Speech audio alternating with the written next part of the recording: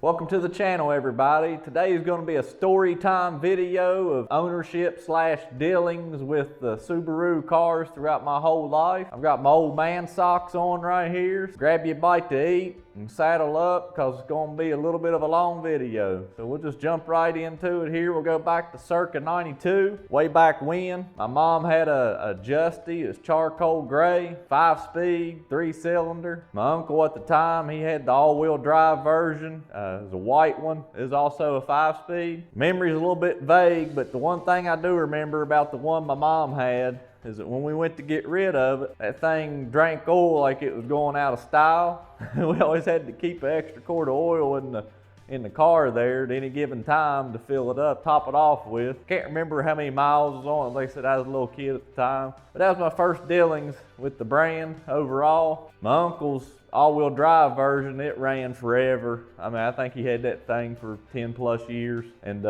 he traded it for like a Geo Metro or something like that. It was a little work car. About in 01, 02, I was getting ready to start college at the time. I was actually in college, started college, and I had a 98 Neon RT. A guy I went to school with, he had a 2001 2.5 RS coupe, and all through high school I had loved those cars, and he had one that had exhaust intake and such on it, and honestly it just sounded amazing. I mean, I couldn't believe it. I was like, I've got to have that in my life. I was working and going to school, saved up some money. 02 Wrx had just come out. I went and bought a 02 Bug-Eye. And I tell you what, it was like a dream come true, because I'd always wanted, you know, the RS, and then WRX come out, and it was just like a step up for me, and I, you know, went and got it. So I had the 02 WRX, and in case you're wondering, this is in case Pawpaw gets tired. I had the 02 WRX, so here I go down the mod path with it. First thing I do, weld-on muffler. Neon had a weld-on muffler, so I was expecting similar sound results, right? Well, I was sorely mistaken, because I cut the muffler off that thing, put it on there, and it wasn't any louder than it was with the stock exhaust on it. Sounded like a daggone sewing machine. I was like, well, this sucks. So here I go, I buy a Gretty catback and put it on there, and it made a little bit louder, but nothing major. There was a company, I don't think they're still around anymore, it was online, it was called Group S, if any of y'all remember that one. They sold a brand called Helix. I got a Helix downpipe and a pairing up pipe, and then I got a Helix unequal length header, the original Cobb access port, which was black with a green LCD screen on it. That was pretty cool. Cobb intake, aftermarket intercooler. Actually had the VF34 and 5 STI 525 pinks injectors, a Walbro 255 fuel pump. I think that was about it that I can remember right off the top of my head. I never got the car pro-tuned. It's kind of funny. My wife that I have now was actually my girlfriend at the time. We actually data logged and sent the logs to PDX Tuning. They may still be around. I think they are. This was back around 06. The online stuff was just starting, so it was pretty cool to be able to data log in your car and send it out and get a map back. It had one of their maps for 93 octane. That made good power for what I could tell. Around 06, also, my mother got a 2.5i manual transmission, and it was a nice car for what it was. I mean, I drove it a handful of times, never had any issues. As far as suspension mods go for my WRX, it had KYB adjustable struts with Pro Drive lowering springs, and the wheels were the 5-zigging FN1 ORCs or FN01 RCs. Can't remember the exact designation, but I know it was one of those two in bronze. But I had that car until 2011. Served me well, never left me stranded, never had any major mechanical issues out of it.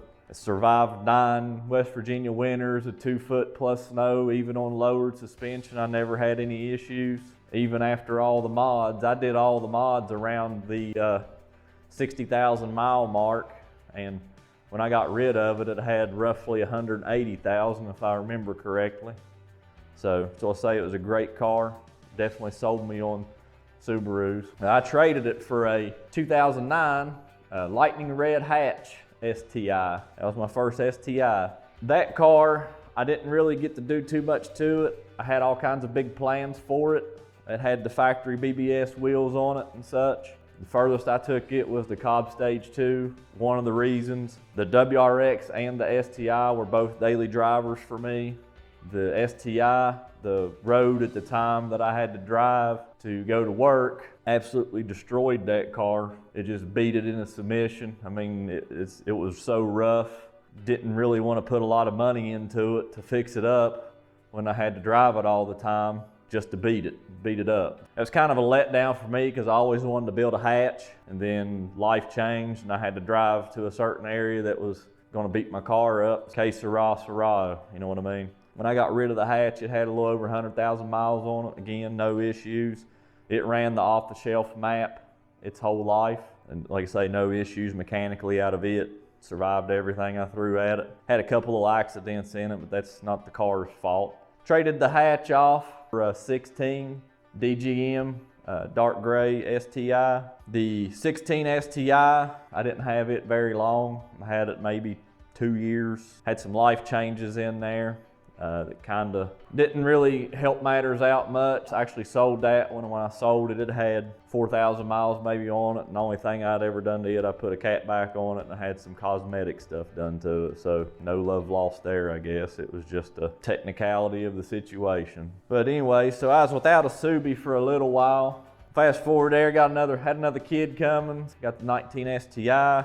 Thought I was getting the last model year with the EJ. Apparently Subaru threw his curveballs and 2 model years further ahead now. It's the same situation. Ha ha on me, I guess. Thank you, Subaru, appreciate it. I've always been around Subarus. It's hard for me to get away from them. That's why I went back to it. I'll always be a Subi guy.